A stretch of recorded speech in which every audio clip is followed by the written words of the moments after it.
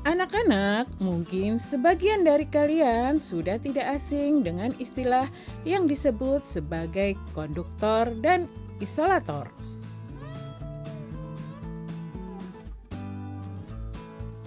Apa itu konduktor?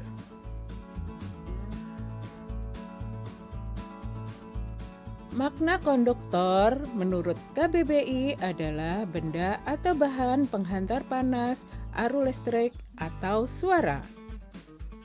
Konduktor berupa bahan atau zat yang bisa menghantarkan panas dan arus listrik, baik dalam bentuk zat cair, zat padat, maupun gas. Peristiwa penghantaran tersebut bisa terjadi karena benda atau zat tersebut memiliki sifat konduktif. Contoh bahan yang termasuk konduktor diantaranya adalah besi, baja, tembaga, aluminium, platinum, dan lain-lain. Kemudian, apa itu isolator? Makna isolator menurut KBBI adalah penyekat atau pengisolasi tentang arus listrik. Isolator adalah bahan atau zat yang sulit atau tidak bisa menghantarkan panas dengan baik. Bahan atau zat tersebut juga tidak bisa dialiri listrik, seperti konduktor. Istilah ini biasanya dikenal sebagai penghambat aliran listrik. Jadi, secara sederhana, isolator bisa disebut sebagai kebalikan dari konduktor. Lalu, apa ya manfaat dari isolator?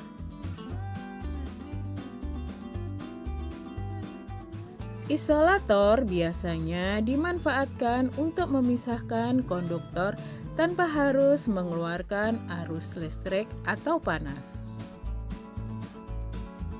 Contoh bahan isolator diantaranya adalah sebagai berikut: kayu, plastik, kain, karet, kertas, kaca, tembok, dan lain-lain. Nah, itulah penjelasan tentang apa itu konduktor dan isolator. Sekarang kamu sudah bisa membedakannya, bukan? Anak-anak, ternyata selain konduktor dan isolator ada lagi sifat bahan yang lain, yaitu semikonduktor. Apa itu semikonduktor?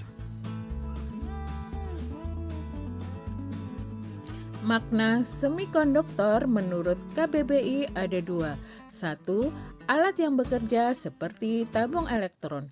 Dua, materi yang mempunyai daya hantar listrik antara konduktor dan isolator.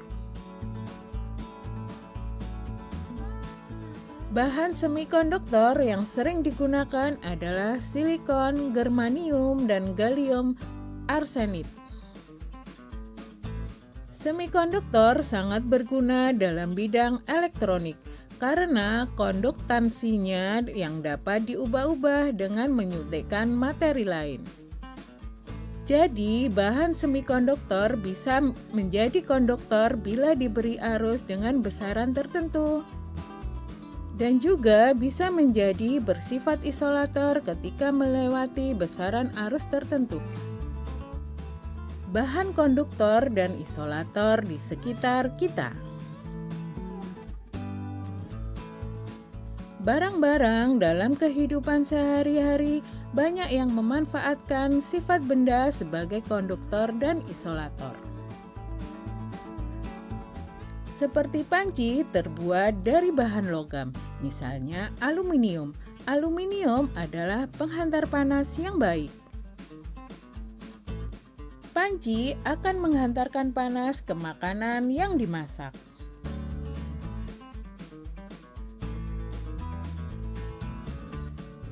Ada bagian panci yang justru berfungsi sebagai isolator. Pegangan panci terbuat dari plastik. Plastik merupakan isolator, sehingga kamu tidak kepanasan ketika memegangnya. Oven atau pemanggang juga menggunakan prinsip perpindahan panas secara konduksi.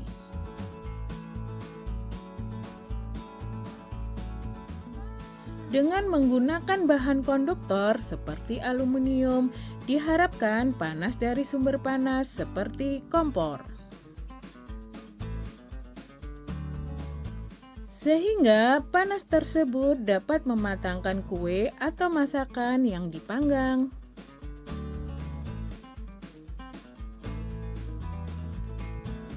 Mesin mobil atau motor terbuat dari bahan konduktor untuk memperoleh kinerja mesin yang ideal. Mesin juga memerlukan energi listrik sehingga perlu bahan konduktor sebagai penghantar listrik. Setrika. Setrika sumber panasnya berasal dari aliran listrik yang memanaskan bagian bawah setrika. Agar panasnya dari kabel listrik sampai ke pakaian, maka bagian bawah setrika terbuat dari bahan logam. Sedangkan bagian pegangannya terbuat dari plastik yang bersifat isolator.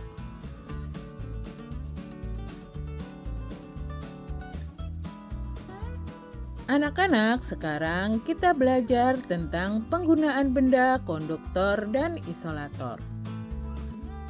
Bahan konduktor dan isolator sangat berguna dalam kehidupan kita sehari-hari. Berikut kegunaan-kegunaan bahan konduktor dan isolator, antara lain: 1. Kegunaan bahan konduktor.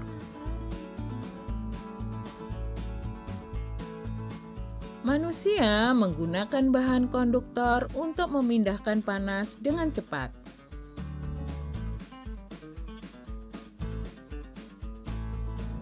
Sehingga alat-alat masak seperti panci dan penggorengan dibuat dari aluminium, baja, dan teflon. Selain itu juga untuk mendinginkan benda dengan lebih cepat.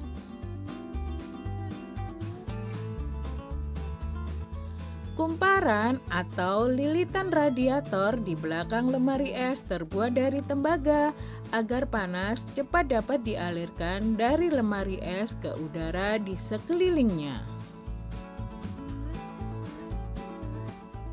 2. Kegunaan bahan isolator. Bahan isolator digunakan untuk memperlambat kehilangan atau penambahan panas pada suatu benda. Berikut beberapa pemanfaatan bahan isolator dalam kehidupan manusia. Pegangan panci, penggorengan, dan setrika dilapisi plastik atau kayu agar saat digunakan tidak panas pada pegangannya. Masakan panas dalam wadah diberi alas, kain, atau piring sewaktu diletakkan di meja agar meja tidak rusak. Pipa uap panas di pabrik-pabrik dibalut dengan asbes untuk mengurangi keluarnya panas dari uap ke udara di sekelilingnya.